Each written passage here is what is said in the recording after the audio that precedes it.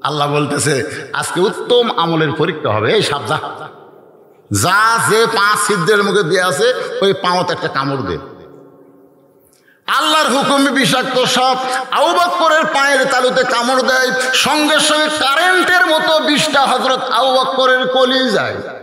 আবু বকর কান্দে আর বলে, সাপরে তুই আমাকে কামড় দিলি, তুই মনে করছিস বিষের যন্ত্রণায় আমি পা টান দেব? সাপরে, আমার নবী উরাতের উপরে ঘুম পাড়তেছে, আমি নড়বো না, পাও টান দেব না। সাপটা আবার কামড় মারে। কিতাবের মধ্যে আছে 5বার সাপটা কামড় মারলে গোটা দেহ থরথর করে কাঁপতেছে। অসতর্ক মুহূর্তে 1 ফোঁটা পানি নবীর গাল মোবারকে পড়েছে। নবী আমার ঘুম থেকে চেতন পায়, বলা, আবু বকর বাড়ির কথা মনে করে কাঁদতেছো, বিবি বাচ্চার কথা মনে করে কাঁদতেছো। আবু বকর বলে, রাসূলুল্লাহ ওই ছিদ্রের মুখে কিটা দিছি, বারবার কামড় দেয়। নবী ডাক দিল, আবু বকর বিষাক্ত সাপের কামড়ে তুমি মরে যাচ্ছ, অথচ আমার ঘুম থেকে ডাক দিলা না। আবু বকর বলে, রাসূলুল্লাহ ওই আল্লাহর শপথ করে বলতেছি, আমার জীবনের চাইতে আপনার ঘুমের দাম বেশি। আমি গেছিলাম গাড়ে সুরে আপনাকে দোয়াই, ওই গাড়ে সুরের পাশেই মাত্র 25 মিটার দূরে একটা গর্ত পর্যন্ত আবু জেলের আসছে। আবু জেলেরা খুঁজতে খুঁজতে আসিছে। আবু বকর বলে, হুজুর ওই হুজুরকে পাও দেখা যায়। আল্লাহ রাসূল মুসকে মুসকে হাসে, হুজুর আপনাকে খুঁজতেছে আর আপনি হাসতেছেন। রাসূলকে, আবু বকর তুমি কি মনে করছো আমরা 2 জন? আবু বকর বলে, হুজুর আমরাই তো 2 জন। না, আমাদের সঙ্গে আর একজন আছে, তিনি হলেন আমাদের আল্লাহ। জোরে কোন সুবহানাল্লাহ। হিজরত করে চলে গেলেন রাসূল মদিনায়। 13 বছরে মক্কায় কলেমার দাওয়াত দিয়ে মুসলমানের সন্তানেরা শোনেন, ইন্না নাহনু নাযালনা যিকরা ওয়া ইন্না লাহু লাহাফিজুন। এই কোরআনকে মক্কা থেকে আল্লাহর নবী মদিনায় নিয়ে গেছে। সুবহানাল্লাহ কর না কেন? কোরআনকে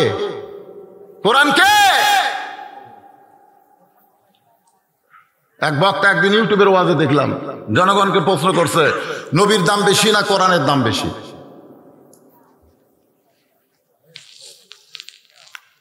যে সমস্ত শ্রোতারা বলতেছে কোরআনের দাম বেশি। আপনাদের ঘাড় প্রশ্ন হলো, আল্লাহর কোরআনের দাম বেশি না আল্লাহর নবীর দাম বেশি? বুঝা শোনা কোন পারে? যারা মুখ বন্ধ করা আছে এরা খুব চালাক। সবাই একটু ঝাঁকিয়ে ছেলেরা, মেসির দাম বেশি না নেইমারের দাম বেশি? হ্যাঁ, আমাদের 5 ফের একদিন সেই গন্ডগোল, যেদিন ব্রাজিল হেললো, বুঝলেন? ব্রাজিলের পতাকা টাঙ্গা ছিল, ছিঁড়ে বুঝছেন 2-1 ওটি পেশাব করলো। পেশাব করে আমরা টয়লেট পেপারলেই ওরা ওই ব্রাজিলের পতাকা দিয়া পেশাব মুছল। আজকে আমি আপনাদের কাছে জানতে চাচ্ছি, বাজান একটু চিন্তা করে বলেন তো, নবীর দাম বেশি না কোরআনের দাম বেশি? জানেন না? সবচাইতে বড় দলিল হলো বিবেক। আবু বকরের বিবেক ছিল বলে কোরআন গ্রহণ করছে, আর আবু জেহেলের বিবেক ছিল না বলে আল্লাহর কোরআন গ্রহণ করেনি। সবচাইতে বড় আদালতের নাম হলো বিবেক। যেরকম আদালতের নাম কি? সেই বিবেকের আদালতে একটু চিন্তা করে বলেন তো, কার দাম বেশি? হ্যাঁ, নবী যখন দুনিয়া থেকে বিদায় নিয়েছে, কতিপয় সাহাবী এসে মা আয়েশার ঘরের দরজায় বললেন, মা নবীর সম্পর্কে আমরা একটু জানবার চাই। মা আয়েশা বললেন, তোমরা কি আল্লাহর কোরআন পড়ো নাই? বলে, হ্যাঁ আমরা আল্লাহর কোরআন পড়ি। মা আয়েশা বললেন, আল্লাহর কোরআন যদি তোমরা পড়ে থাকো তাহলে শোনো, আল্লাহর কোরআনও যেমন আল্লাহর নবীও তেমন। কোরআন হলো আল্লাহর ওহী, আর বাস্তবে কোরআন হলো আল্লাহর নবী। জোরে কোন সুবহানাল্লাহ। আল্লাহ কোরআনে বলেছেন, মা ইয়ান্তিকু আনিল হাওয়া ইন হুয়া ইল্লা ওয়াহয়ুন ইউহা। আজকে আমি 2টা প্রশ্ন আপনাদের সামনে করছি। প্রথম প্রশ্ন কি করছে মনে আছেন? আপনাকে খালি বলছে জানি না কোন, সেটা কি? সূরা ইখলাস কেন নাম হলো মনে নাই, একজন কইছে মনে আছে। কেবারে মুরব্বীরা, ভাই ভাই কি বা আমিও তো জানি রে ভাই, ও লোক তো উঠতেছে না, 2-1টা মুরব্বী উঠতেছে, এখন মধ্যে একটা যুবক ওঠেনি। খালি যুবকেরা যদি কোরআনের মহব্বতে বসে থাকবার পারেন আজকের আখেরি মোনাজাত পর্যন্ত, আমি বলতেছি তোমাকে বউ নিয়ে কোনো টেনশন করা লাগবে না। পেশাব যারা বেশিক্ষণ কন্ট্রোল করে তাদের যৌবনও কন্ট্রোলে থাকে, ধরে এখন সুবহানাল্লাহ। আর ঘন ঘন ঘন ঘন যারা মারে,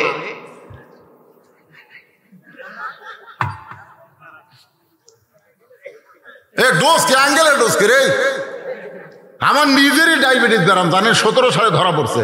ডাক্তার কইল হুজুর যখন ওয়াশ করবেন তখন পেশাবে ঝাঁকিতে পেশাব নিচে তৈলে ভরে দেবি, 1 ঘন্টা পর পর পেশাব না করলে আপনার কিডনি ড্যামেজ হবে।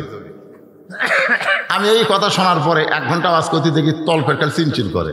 আমি চিন্তা করলাম 1 ঘন্টা পরে যদি সব অধিক মাইক দিয়ে আমি পেশাব করে যাই তো জনগণ আসতে তৌবা করবি, এই বক্তাকার দাওয়াত দিব না যে ওয়াশ করতে করতে পেশাব করে যায়। বিশ্বাস করেন আমি আল্লাহর কোরআন এভাবে বুকে নিলাম, বুকে নিয়ে বললাম আল্লাহ তুমি বলেছো অনুনাজ্জিলু মিনাল কোরআনি মা হুয়া শিফাউ ওয়া রাহমাতুল লিল মুমিনিন, এই কোরআনকে যাবতীয় রোগের ওষুধ হিসাবে তুমি নাজিল করছো। তাহলে ওয়াজ করতে যে হাত পেশাব তল ভরে গেছে, যাবো না যাবো না যাবো না, 10 মিনিট আমার একটু কষ্ট হয়েছে, তারপরে আমার তল পেটে এমন ঠান্ডা হওয়া হলো, এরপরে ঘন্টার পর ঘন্টা ওয়াজ করি আর আমার কোনোদিন পেশাব লাগে না। কোরআনের উপর মহব্বত করেন। যে আলোচনাগুলো করতেছি আমাদের শোনার দরকার আছে না নাই?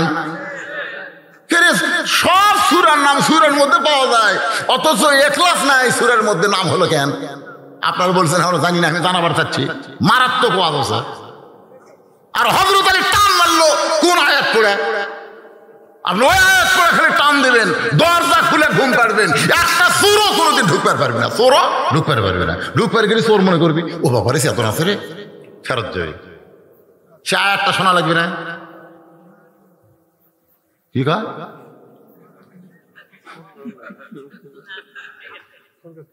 হ্যাঁ, তারপর যে ওয়াজটা করতেছি সে ওয়াজটাও তো শুনতে হবে। এখন পর্যন্ত ওয়াজের বাজান শেষ পর্যায়ে আমি আসতে পারি নাই, তবে আসতে গেলে আরো 10 থেকে 15 মিনিট লাগবে, সমস্যা আছে। তারপরে আপনাকে জন্য তাবারকের ব্যবস্থা আছে। আমাকে বলেছে হুজুর ছোট্ট গ্রাম, এত গরিব গ্রাম, এলাকার মধ্যে আর নাই, মাত্র কয়জন মানুষ নেই এই গ্রামের বসবাস? কয়জন? 32 ঘর। এটা কি বস্তি এলাকা নাকি? 32 ঘরের একটা গ্রাম এত বড় একটা আয়োজন করছে। সে আয়োজনে তারা শুধু একলা, আপনারা একটু শরীক হবেন।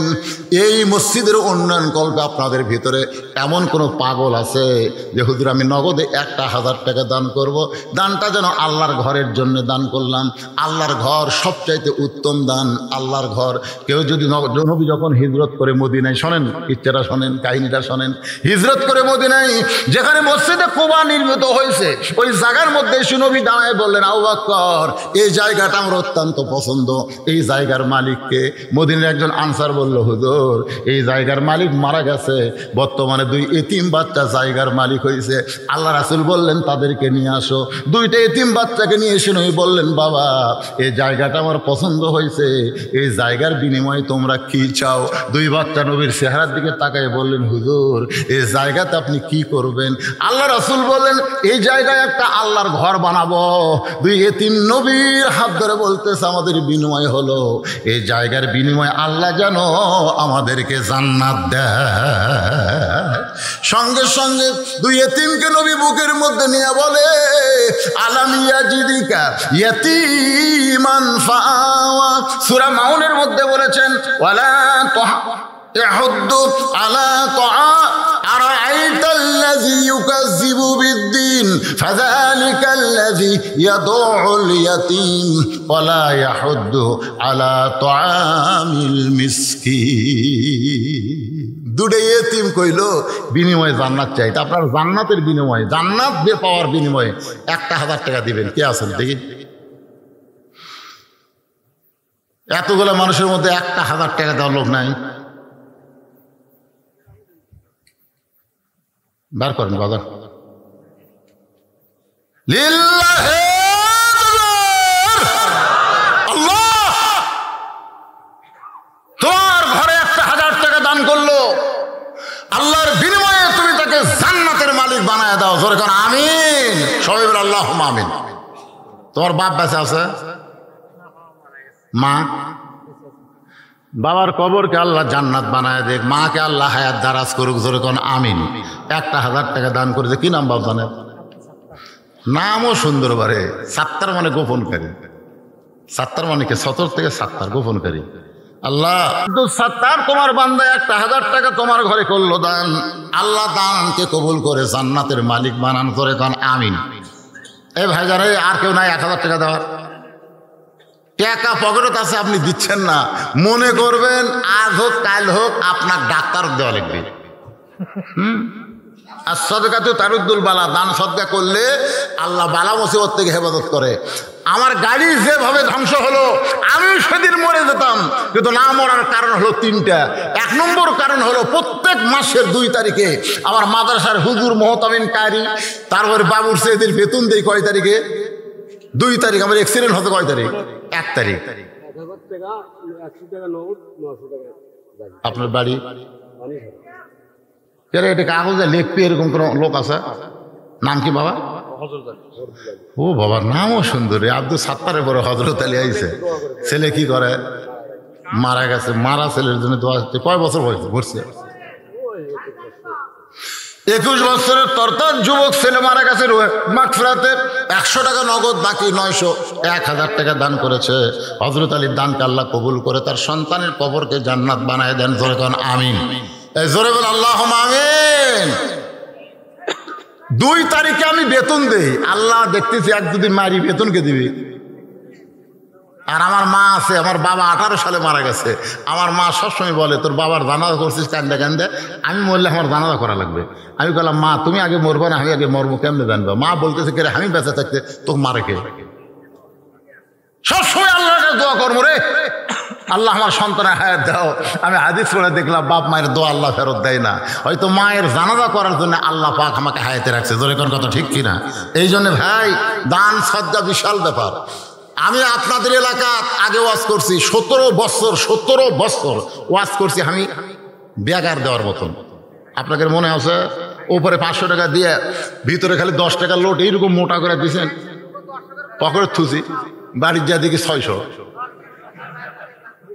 2007 সালে যখন আমার স্বামী অ্যাক্সিডেন্ট করে মারা যায়, তখন আমি নিয়ত করলাম যে আর এই কাম করলে হবে না, এমন একটা জিনিস করা লাগবে যেটা করলে মরে গেলেও আমি জীবিত থাকবো। 200 শতক জায়গায়, 1 শতক না, 200 শতক জায়গার উপরে আমি মসজিদ, মাদ্রাসা, এতিমখানা নির্মাণ করেছি। পৃথিবীর কারো কাছ থেকে 1 টাকাও দান সদকা নেইনি। সম্পূর্ণ টাকা হলো আমার ওয়াজের টাকা। এই যে টাকা আপনারা দেন, এই টাকা দিয়ে আমি মাদ্রাসা, মসজিদ, এতিমখানা চলাই। বিপদ মুসিবত আসলে আল্লাহ কাটে দেয়। সুবহানাল্লাহ কন্যা। এর আগে কয়েকবার মরছি, কিন্তু আসল মরা এখনো মরিনি। তা আপনারা 1,000 টাকা দিতে আপত্তি করতেছেন কেন? আপনার বউ যে গোসলখানা যে পা পিছলে পুরা মাজা ভাঙছিল আপনি জানেন? অ্যাম্বুলেন্স করে নিয়ে যাতে খরচ পড়বে 6,000, মাজা সারাতে 2.5 লাখ। এত টাকা কুটি পাবেন পারে? 1,000 দেন, 1,000 টাকা দেন। নগদ যদি না পারে এরা বাকিও লিখতেছে, অসুবিধা নেই। হাত তোলা বলেন হুজুর আল্লাহর ঘরের জন্য আমি 1,000 টাকা দান করব। একটু বলেন। দুনিয়ারি সম্পদ। জি কি নাম বাবা? বাড়ি? এই মানদাইন 4 মাথা মজিবর লেখেন।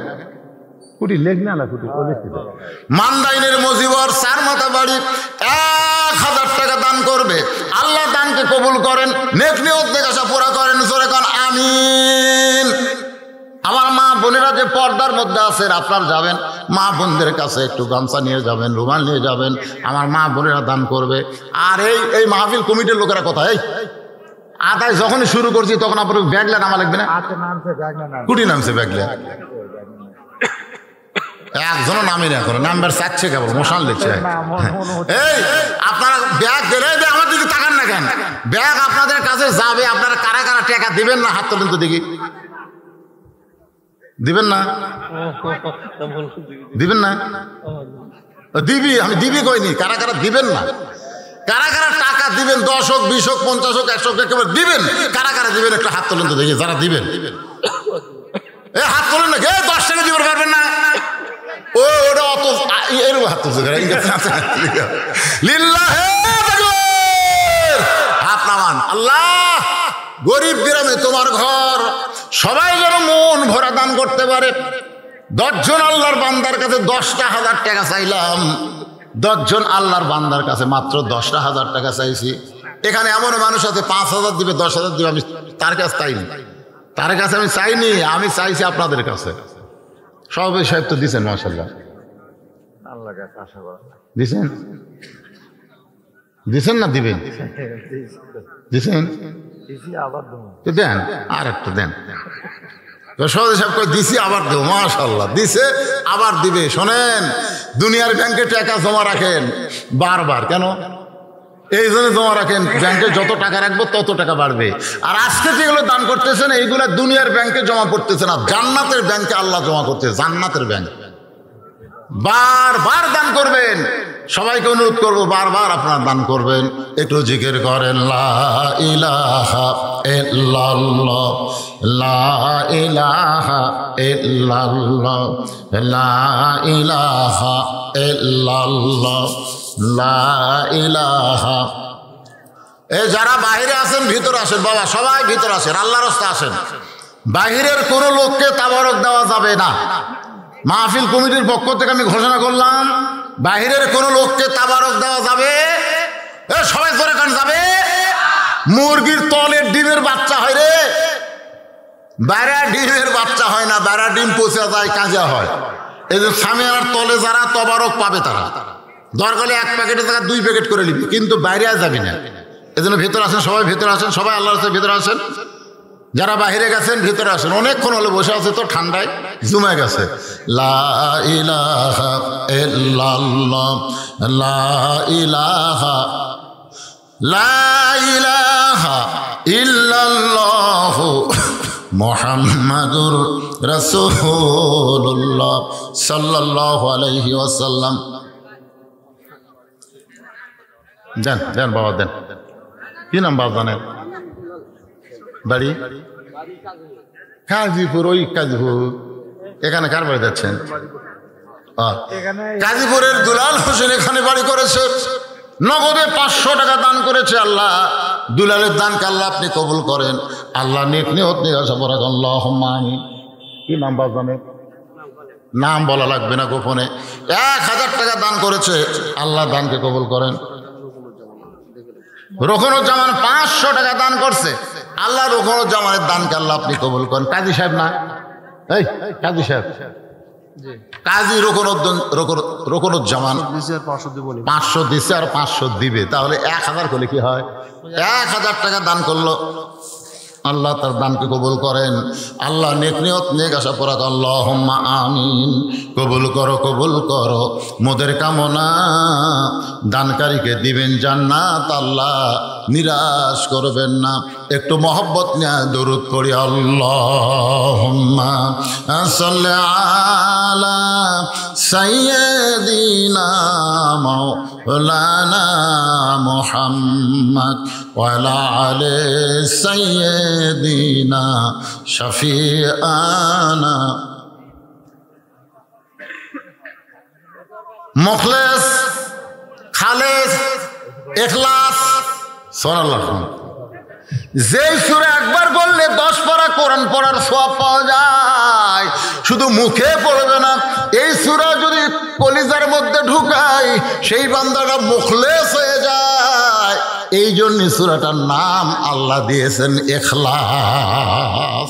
ধরে খান সুবহানাল্লাহ।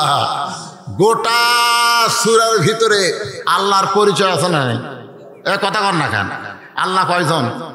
কুল হু আল্লাহু আহাদ, আল্লাহুস সামাদ। সামাদ মানে বুঝেন? অমুখাপেক্ষী, কারো মুখের দিকে আল্লাহ তাকা থাকে না। লাম ইয়ালিদ ওয়া লাম ইউলাদ, আল্লাহর কোনো বাপ মা নাই, আল্লাহর কোনো সন্তান নাই। একবার মুসা নবী বলতেছে, আল্লাহ তোমার বাপ মাও নাই, সন্তান নাই, তোমার কে আছে? তোমার কে আছে? সঙ্গে সঙ্গে আল্লাহ বলেন, মুসা আমি আল্লাহর কে আছে যদি জানবার চাও তাহলে শোনো। ফাদখুলি ফি ইবাদি ওয়াদখুলি জান্নাতি। আমি আল্লাহর বান্দা আছে রে, যারা আমাকে আল্লাহ বলে ডাকে তারাই আমার সবচাইতে আপন। জোরে কোন সুবহানাল্লাহ। আল্লাহর আপন কে? আল্লাহর বান্দা। আর বান্দার জন্য আল্লাহ জান্নাত দরজা খুলে রাখছে। তুমি বান্দার মধ্যে ঢুকে যাও, আমি আল্লাহ তোমাকে জান্নাতের মধ্যে ঢুকে যাবো। তাহলে আল্লাহর সন্তান নাই, আল্লাহর বাপ মা কেউ নাই, কিন্তু আল্লাহর কে আছে? বান্দা আছে। জোরে কোন আল্লাহর কে আছে? সবাই যখন ঘুমায় গেছে, কেউ চেতন নাই, কিন্তু একজন আল্লাহর পাগল মাঘ মাসের ঠান্ডা পানি দিয়ে ওযু করেছে। অমিনাল লাইলি ফাতাহাজ্জাত বিহি নাফিলাতাল লাক। তাহাজ্জুদের 4 রাকাত নামাজ পড়ে যখন হাত তোলে, আল্লাহ ফেরেশতাদের দেখায়, বলে দেখ তোরা বলিস আমার কেউ নাই, ওই দেখ আমার পাগল বান্দা আছে। সুবহানাল্লাহ। ফজরের আযান শোনার পরে তোষকে লাগতে মারে, তোষক একটু উষুম দেয়, তো ল্যাপ একটু উষুম দেয়, মারে লাগতে, কম্বল লাত্তি দিয়ে ফেলে দেয়, ফাইলাই দিয়ে ঠান্ডা পানিতে উজু করে। আল্লাহ ফেরেশতা কয় দেখ দেখ দেখ দেখ দেখ কি পাগলা, জীবনে আমাকে দেখেনি, খেলে আমার আযান শুনে আর কারবারগুলো দেখতো। ওযু করে যখন মসজিদ দিকে যায়, তখন আল্লাহ কয়, ফেরেশতা কয় আল্লাহ এর পুরস্কার কি? এই আযান আসসালাতু খায়রুন মিনান নাওম শোনার সাথে সাথে এই সব বাতিল করে দিল, ঘুম বাতিল, ল্যাব বাতিল, তোষক বাতিল, সব বাতিল করে দিয়ে ঠান্ডা পানিতে ওযু করে মসজিদে যায়। এর রেজাল্ট কি? আল্লাহ বলতেছে, যদি বদরের যুদ্ধ থাকতো বাংলাদেশে, এরা বদরের যুদ্ধের সৈনিক হয়ে যেত। জোরে করে সুবহানাল্লাহ। এরাই তো আমার, এরাই আমার। যারা মসজিদে যায় 5 ওয়াক্ত নামাজ পড়ে, এরা কার? এই জন্য আল্লাহ রাসূল রাগ করে বলছে, লা সালাত আলা ঈমান, নামাজ নাই তার ইমানই নাই রে।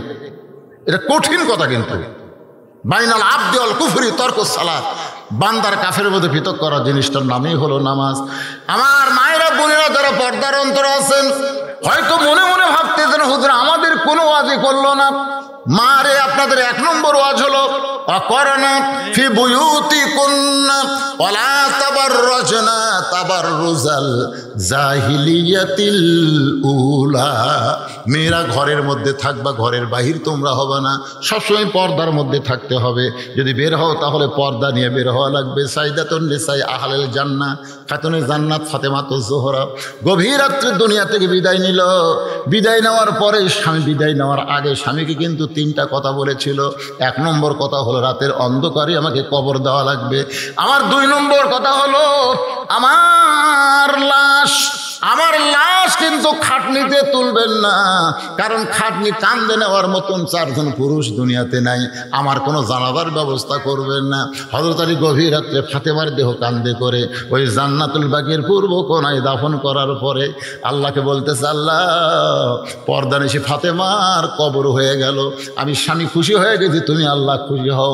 এই দোয়া করার সঙ্গে সঙ্গে তাকায় দেখে পুরাতন কবর, নতুন কবর নাই। এইমাত্র ফাতেমার কবর দিল, সেই কবর আর খুঁজে পায় না। গোটা জান্নাতুল বাকি হযরত আলী দৌড়াই, ফাতেমার কবর, ফাতেমার কবর। কে যেন ডাকতে বলে, আলী রে ফাতেমা আমার পর্দা নিশি, আমি আল্লাহ জোহরা ডিগ্রি দিয়া ফাতেমার কবরকে কিয়ামত পর্যন্ত পর্দা করেছি। আমার মায়েরা যারা পর্দার অন্তরালে, ওই ফাতেমার সিগনেচারে যদি জান্নাতে যাবার চান তাহলে মাত্র 4টা আমল করবেন মা। 1 নম্বর আমল হলো নামাজ, 2 নম্বর আমল হলো রমজান মাসের রোজা, 3 নম্বর আমল হলো স্বামীর কথা মতো চলা, আর 4 নম্বর আমল হলো পর্দার ভিতরে থাকা, সতীত্বের হেফাজত করা। এই 4টে আমল যদি মেয়েরা করতে পারে, আল্লাহ খুশি হয়ে 8টা জান্নাতের দরজা খুলে দিবে। সুবহানাল্লাহ বলেন না কে? কে দিছে রে? রাসেল মোহাম্মদ আলী আসলাম হোসেন রাসেল, BNF টেলিভিশন রে 500 টাকা দিয়ে দোয়া চাই। কি দোয়া করবো? টেলিভিশনের কি দোয়া করবো? 3000 টাকা টেলিভিশনের দোকান নাকি? কি রে? শামীম 3000 টাকা। কি নাম?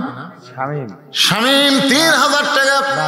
নান্দুরার শামীম, নান্দুরার শামীম, নান্দুর এই গ্রামের নামে তো নাম নান্দুর। এই গ্রামে তো কেউ দান করেনি, এই শামীমটাই খালি করলো। শামীম কুটি শেষ, সোনার স্থান কুটি রায় আগে গেছে। ও টেলিভিশন মার্কা প্রতীক পাশে, সেটা বুঝার লাগবে না। আমাদের এলাকাতে হিরো আলম দাঁড়াছিল এমপি ইলেকশনে, ওর মার্কার নাম হলো একতারা। আমি বললাম ভাই একতারাত কেউ যদি সিল মারে, এরকম একতারাত একটা সিল মারিল, একতারা জায়েজ না হারাম? এ কথা কর না কেন? ধরল একতারা দোতারা সবগুলা হারাম, তা হারামত কেউ সিল মারবি? না, তো আমি না। মার্কা একটা লিখছে টেলিভিশন, লেখ এখন টেলিভিশন দিয়ে দেশ চলতেছে। টেলিভিশন খারাপ না, ছুরি খারাপ না, ছুরি যদি ডাকাতের হাতে যায় খারাপ, আর হুজুরের হাতে আসে কুরবানি হবে। তোর এখন ঠিক না, জাগা বুঝতে ছুরি দেওয়া লাগবে, সব জনের হাতে ছুরি দেওয়া যাবে। হযরত আলী যে আয়াতটা বলে মাটিতে দাগ দিয়েছিল, সে আয়াত এখনো কোরআনের মধ্যে আছে। আপনি যদি আয়াত পড়ে বালুতে ফুঁক দিয়ে ওই বালু যদি বাড়ির চারিধার ছিটায় দেন, ওই আয়াতটা পড়ে যদি ছুরির আগায় ফুঁক দিয়ে ওই ছুরি দিয়ে যদি দরজায় একটা দাগ দিয়ে দরজা খোলা রাখে, আপনার বাড়িতে চোর ডাকাত কোনোদিন ঢুকতে পারবে না। সে আয়াতটার নাম হলো আয়াতুল কুরসি। ধরে বড় আয়াতের নাম কি? 5 ওয়াক্ত নামাজের সালাম ফেরানোর পরে এই আয়াতটা কেউ যদি তেলাওয়াত করে, 5 ওয়াক্ত নামাজের আগে না পড়ে, আগে না পড়ে, ইমাম যদি তাড়াতাড়ি মোনাজাত করে, তাহলে মোনাজাতের পরে আয়াতুল কুরসি যারা তেলাওয়াত করবে, আল্লাহ রাসূল বলেছেন 5টা বিপদ থেকে আল্লাহ তাকে বাঁচাবে। 1 নম্বর বিপদ হলো ইমানের সাথে আল্লাহ তার মৃত্যু দিবে, সুবহানাল্লাহ। 2 নম্বর বিপদ হলো কঠিন বিপদ কিন্তু আসবে, 2 নম্বর সেই বিপদটা হলো আল্লাহ তাআলা কবরের আযাব থেকে তাকে মাফ করে 3টা প্রশ্নের উত্তর তার জন্য সহজ করে দিবে।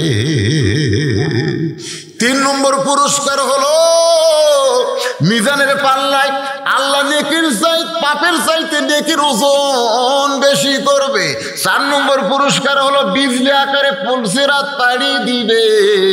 6 নম্বর পুরস্কার হলো সালামুন আলাইকুম তিবতুম ফাদখুলুহা খালিদিন, চিরস্থায়ী আল্লাহ জান্নাতের দরজা খুলে দিবে।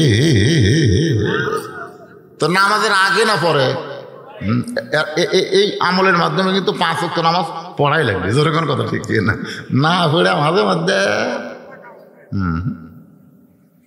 নামাজের পরে কলে বাদান, তাহলে বোঝা গেল নামাজও ধরা লাগতেছে, আয়াতুল কুরসিও মারা লাগতেছে। জোরে কোন ঠিক ছিল? কত বড় চালাক বারে আল্লাহ রে। হ্যাঁ, নামাজ যদি কেউ ধরে, যোগে খালি নামাজ ধরো মা সন্ন্যাসানেরা, খালি নামাজ ধরো। ইন্না সালাতা তানহাল ফাহশাই ওয়াল মুনকার, একমাত্র নামাজই পারে মানুষকে যাবতীয় খারাপি থেকে বাঁচায় দিতে। আল্লাহ আমাদের সকলের জন্য কবুল করুক। সকলে বলে আমিন। ফজরের নামাজ আমাদের জামাতের সঙ্গে পড়তে হবে, রাজি আছেন তো? 2-1 কয়, বাদ বাকি কয় না। আল্লাহ সকলের জন্য ফজরের নামাজ জামাতে কবুল করুক। জোরে করে আমিন। আস্তাগফিরুল্লাহ পড়েন, আস্তাগফিরুল্লাহ। দেন তহমিনা দিছিল 500 টাকা, মারা গেছে। ও তহমিনা মারা গেছে, তার রুহের মাগফিরাতে 500 টাকা দান করেছে, আল্লাহ কবুল করেন। নান্দুরা 500 টাকা। আমিন। নান্দুরার 500 টাকা দান করছে, আল্লাহ কবুল করেন। তো বিশাল জিনিস বারে দলিল। ও আচ্ছা আচ্ছা, ঠিক আছে। আমি একটা, পূর্বের নাম ছিল শ্রী গৌতম ঘোষ, বর্তমান নাম হলো মোহাম্মদ ইব্রাহিম, পিতা শ্রী বীরমল চন্দ্র ঘোষ, মাতা মৃত শ্রীমতী অঞ্জলি ঘোষ। সাং হলো শ্যামপুর, পোস্ট হলো পুরানোপুল, থানা ও জেলা জয়পুরহাট। পেশা ও ব্যবসা ধর্ম হলো ইসলাম, জাতীয়তা বাংলাদেশি, বয়স অনুমান 50 বছর। এখানে যে কথাটা লেখা আছে, ইনি আগে হিন্দু ছিল, এখন মুসলমান হয়ে গেছে। মুসলমান হওয়ার পরে বহু বিপদ আপদ মুসিবতের মধ্যে সে পড়ে গেছে। ধর্ম তো প্রতিজ্ঞাপূর্বক ঘোষণা করতেছি যে আমি বর্তমানে একজন মুসলমান, পূর্ণ সাবালক এবং সুস্থ পুরুষ। ছোটবেলা হইতে আমি আমার পাড়া প্রতিবেশী মুসলমান বন্ধু বান্ধবের সহিত মিলামেশা করি। ইসলাম ধর্মের বিভিন্ন আচার অনুষ্ঠান অংশগ্রহণ করিয়া আমার নিকট প্রতীয়মান হইতেছে যে ইসলাম ধর্ম শান্তি ও সম্প্রীতির ধর্ম এবং সর্বশ্রেষ্ঠ ধর্ম। সুবহানাল্লাহ বলেন। উনি তখন হিন্দু থাকা অবস্থায় এরকম চিন্তা করছে। ইসলাম ধর্মের বিভিন্ন অনুষ্ঠানে আমি অংশগ্রহণ করিয়া বন্ধু বান্ধবের সহিত মিলামেশা করে আমি ক্রমান্বয়ে ইসলাম ধর্মের প্রতি আকৃষ্ট হয়ে পড়ি। এমত অবস্থায় ইহলৌকিক পারলৌকিক মঙ্গলের জন্য অদ্য সম্পূর্ণ স্বেচ্ছায় সজ্ঞানে আমার জন্মগত সনাতন হিন্দু ধর্ম পরিত্যাগ করিয়া ইসলাম ধর্মের প্রতি বিশ্বাস স্থাপন করে একজন মৌলবীর মাধ্যমে ইসলাম ধর্মের মূল মন্ত্র কালেমা তাইয়্যিবা লা ইলাহা ইল্লাল্লাহু মুহাম্মাদুর রাসূলুল্লাহ সাল্লাল্লাহু আলাইহি ওয়াসাল্লাম পাঠ করে পবিত্র ইসলাম গ্রহণ করিলাম। মানে উনিও মুসলমান হয়ে গেছে মাশাআল্লাহ। তারপরের পৃষ্ঠায় অদ্য হইতে আমি ইসলাম ধর্মের বিভিন্ন বিধান অনুশাসন মানিয়ে চলিব এবং সমাজ একজন মুসলমান পুরুষ হিসেবে পরিচিত হইব। অদ্য হইতে আমি আমার পুরাতন নাম শ্রী গৌতম ঘোষ পরিবর্তে আমার নাম ইব্রাহিম নামে পরিচিত হইলাম। আমার এই রূপ ধর্মান্তর হওয়ার ব্যাপারে কেহ কোনো প্ররোচিত করে নাই বা চাপ প্রয়োগ করে নাই বা ফুসলায় নাই।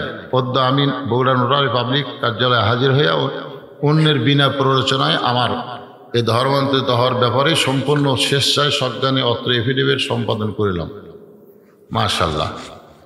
তো এইটা এখানে দেওয়ার পিছনে কারণ হলো উনি এখন বড় অসহায় অবস্থায় আছেন। ওনার বোনটা জেলে আছে, আমি 3 মাস হলো জামিনে আসি। ওনার বোনটা এখনো জেলে আছে, উনি 3 মাস হলে জামিনে বের হয়েছেন। কিছু আপনাকে জেলে দিল কি? বাপ ভাই সোনাদানা দেবী দেখি। ও আচ্ছা, বাপ ভাইয়ের কেস করার কারণে বোন এখনো জেলে আছে, উনি এখনো 3 মাস আগে। দাদা দাদি মারা গেছে, ওই স্বামী আবার 1000 টাকা দিয়েছে। স্বামীর দাদা দাদি মারা গেছে, রোহের মাগফিরাতে স্বামী আবার 1000 টাকা দান করছে। আল্লাহ দাদা দাদির কবরকে জান্নাতের টুকরা বানায় দেন, সকলে বলে আমিন। আপনি একটু ভিতরে যান, বাধা নাই দেয়। এ ভাই কোথায় গেল? আপনি একটু ভিতরে যান। আপনারা সবাই প্রাণ খুশি করে একজন ন মুসলিম তাকে আপনার কিছু দান করেন, যে যা পারেন, 10, 20, 50, 100 আল্লাহর হস্তে সবাই একটু দান করেন। বা ওনার পক্ষে থেকে কেউ আপনার একজন দাঁড়ান। এতগুলো মানুষের কাছে ওনার একা যাওয়া কষ্টকর হবে। মনির দাতার সদস্য ছিল, মনির 500 টাকা। মনির দাতা সদস্য ছিল, 500 টাকা দান করছে। আল্লাহ তার দানকে কবুল করেন। আল্লাহুম্মা আমিন। দেন, সবাই একটু দেন ভাই, দেন, সবাই একটু দেন, আল্লাহর হস্তে দেন। করছি তো 10-15 মিনিটের মধ্যে প্যাকেট ক্লিয়ার হয়ে না, ঠিক আছে, অসুবিধা নেই।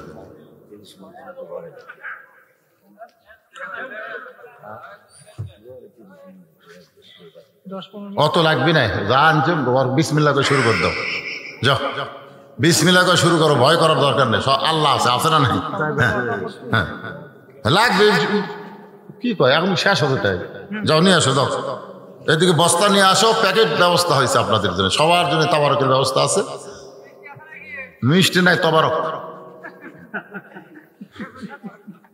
তাবারক তায়াজাল জালালি ওয়াল ইকরাম।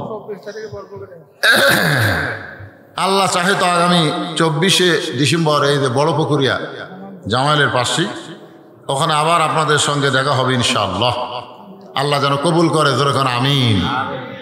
হ্যাঁ, কে ছায়াদা মুখ তোর বান্দাকের কোন বিদ্যুৎ রে? ও আচ্ছা আচ্ছা, কথা মনে করছে ছুট্টু বিদ্যুৎ, এই নান্দুরারি বিদ্যুৎ। মাশাআল্লাহ, যখন কারেন্ট যায় তখন আবার ফোন দিলে চলে আসে। বিদ্যুৎ 6000 টাকা ধরে বলেন মারহাবা। বিদ্যুতের বাপ নাই, আছে ভাই, এই মসজিদ কমিটির সভাপতি কে? মসজিদ কমিটির সভাপতি অসুস্থ, তার সুস্থতার জন্য তার ছেলে পেলে এসে তো দোয়া দেওয়া দরকার। মালেক, আব্দুল মালেক কুটিরে, এই সভাপতি সাহেবের ছেলে আব্দুল মালেক এলাকার নাই। সেক্রেটারি কে ভাই? সেক্রেটারি আব্দুল সামাদ দেয়নি? আব্দুল সামাদ সাহেব 1000, আলামিন 1000। দেখেন, আলামিন নাম 1000 টাকা দান করছে। আল্লাহ আলামিনের দানকে আল্লাহ আপনি কবুল কর, আল্লাহুম্মা আমিন। আপনারা গ্রামের লোকেরা যদি না দেন, বাইরের লোকেরা তো দানে উৎসাহ কম পাবে।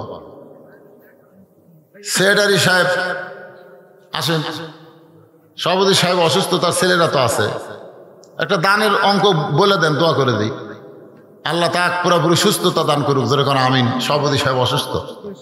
কেশিয়ার সাহেবকে, কেশিয়ারের সহসভাপতি কে? সহসভাপতি কোরবান, এখানে নাম আছে, সহসভাপতি কোরবান সাহেব একটাও নাই। সভাপতি নাই, অসুস্থ, সভাপতির ছেলেরা নাই, সেক্রেটারিও নাই, সহসভাপতিও নাই। কেশিয়ার নেই, কেউ নেই, পোলা আন্দা শেষ। সকলে যারা দাঁড়াইছেন দরজাত বসেন, বসেন, ইস্তেগফার পড়েন। আস্তাগফিরুল্লাহ আস্তাগফিরুল্লাহ রাব্বি মিন কুল্লি জামবি ওয়া তুবু ইলাইহি লা হাওলা ওয়ালা কুওয়াতা ইল্লা বিল্লাহিল আলিয়্যিল আযীম। আল্লাহুম্মা সাল্লি আলা মুহাম্মাদিন ওয়া আলা আলি মুহাম্মাদ কামা সাল্লাইতা আলা ইব্রাহিম ওয়া আলা আলি ইব্রাহিম ইন্নাকা হামিদুম মাজিদ। আল্লাহুম্মা বারিক আলা মুহাম্মাদ ওয়া আলা আলি মুহাম্মাদ কামা বারাকতা আলা ইব্রাহিম ওয়া আলা আলি ইব্রাহিম ইন্নাকা হামিদুম মাজিদ। আপনি কিছু বলবেন জনগণের উদ্দেশ্যে সভাপতি সাহেব? না, সভাপতির তো কিছু বলার দরকার। কিছু বলার দরকার নাই, বলেন। সরব ভাই মাহফিলের জন্য ব্যাপক প্রচেষ্টা করছি। সরব ভাই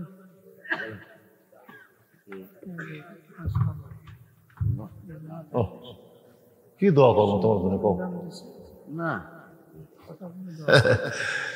আসলে বাবা অসুস্থ, তাই না? বাবা কিছুদিন আগে মারা গেছে। ছেলেটা মাহফিলের জন্য অত্যন্ত চেষ্টা করেছে। আসলে চেষ্টার প্রতিফল আল্লাহ দিবেন, তারপর আমাদের দোয়া। কি বাদান টাকা উঠলো? পরে গুনেন নি আপনি, পরে গুনেন নি, পরে গুনেন নি, এখানে না। এই সব মিলে এই কটাই নাকি? চাদরের মতো রাখেন, আপনি পরে গুনেন নি। এই পাশে একজন তুলছে, ওই যে তুলছে, একজন তুলে আপনাকে দিচ্ছি। সবগুলো নেন, পরে গুনে নিন, যা দিচ্ছে আল্লাহ মান্দার। আলহামদুলিল্লাহ। আল্লাহুম্মা আমিন। আল্লাহুম্মা আনতাস সালাম ওয়া মিনকাস সালাম তাবারাকতা ইয়া যাল জালালি ওয়াল ইকরাম। আয় আল্লাহ তাআলা, ছোট্ট একটা গ্রাম নান্দুরা, আল্লাহ সেই গ্রামের বাবাজিরা, আল্লাহ সেই গ্রামের যুবকেরা, সেই গ্রামের লোকেরা মিলেমিশে এত বড় একটা জান্নাতের বাগান লাগাই দিছে। আল্লাহ মেহেরবানি করে আজকের মাহফিল আমাদের সকলের হেদায়েতের জন্যে, নাজাতের জন্যে, জান্নাতের জন্যে কবুল করে নাও। এই মাহফিলের শুরু থেকে শেষ পর্যন্ত যত আলোচনা হয়েছে আল্লাহ, এর মধ্যে যদি ত্রুটি হয়, ভুল হয়, মাফ করে দাও। এর জাহাদিয়া মঞ্জুর করো। সোনার মদিনায় নবী পাকের রওজা মুবারকে আল্লাহ কবুল করে না। तमाम अंबियाए किराम, असहाबे किराम, ताबिने किराम, तबा ताबिने किराम, तमाम পৃথিবীর মাটির নিচে যত মুমিন মুমিনা শুয়ে আছে আল্লাহ সকলের আরওয়াহ পরে হাদিয়া কবুল করো। আল্লাহ তাআলা, আমরা যারা হাত তুলেছি, আমাদের জনম দুঃখনী মা যাদের কবরে গেছে, ছোট্ট একটা শব্দ হলো মা। এ নামের মধ্যে কি মধু, যাদের মা নাই তারাই বুঝতেছে। কি বলবো প্রসবের কথা, মা বিনে সেই ব্যথা কেউ তো বুঝিবে না। মাজন ঠেকিয়া সন্তানের দায়, অকালে মা মারা যায়, কেন সে মায়ের জন্য দোয়া করবা না? এমন দরদি ভাবে কেউ হবে না আমার মা গো। এই দরদের মা যাদের কবরে গেছে আল্লাহ মেহেরবানি করে মায়ের কবর জান্নাতের টুকরা বানিয়ে দাও।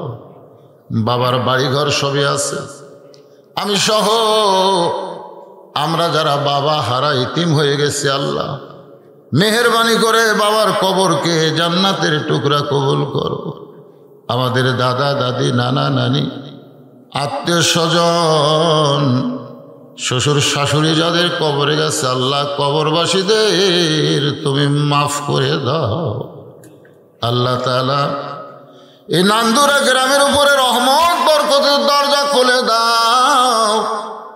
তোমার বান্দা যে এত কষ্ট করে মেহনত করে এত সুন্দর আয়োজন করেছে, বলে হুজুর আমি ছোট্ট একটা চায়ের দোকান করি, আল্লাহ গো তার ব্যবসার মধ্যে তুমি বরকত দিও।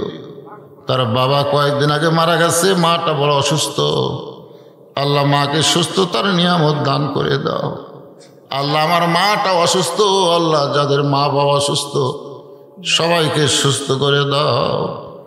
আল্লাহ আজকের এই তোমার ঘর মসজিদকে মহব্বত করে নগদে বাকিতে যারা দান করেছে, এমনকি চাদরের মধ্যেও যারা 10-20 টাকা দান করেছে, আল্লাহ সকলের দানগুলোকে জান্নাতের বিনিময়ে কবুল করে নাও। আল্লাহ মসজিদ কমিটির সভাপতি অসুস্থ, আল্লাহ তুমি তাকে সুস্থতার নিয়ামত দান করো। আল্লাহ সভাপতি, সেক্রেটারি, কেশিয়ার, সভাপতি, আল্লাহ সকলকে কবুল করো। এই গ্রামের সকল পুরুষ মানুষকে 5 ওয়াক্ত নামাজ মসজিদে জামাতে আদায় করার তৌফিক দাও। মা বোনদেরকে পর্দা নিশাবে সালিহা কবুল করে মা ফাতেমার চরিত্র দান করো। আল্লাহ আমি অসুস্থ, আমার মতো যারা অসুস্থ আল্লাহ সকলকে সুস্থ করে দাও। ফিলিস্তিনের মুসলমান, আল্লাহ তুমি মুসলমানদের প্রতি রহমত করো। যারা জীবন দিয়েছে শাহাদাতের মর্যাদা দাও, যারা আহত হয়েছে সুস্থ করে দাও।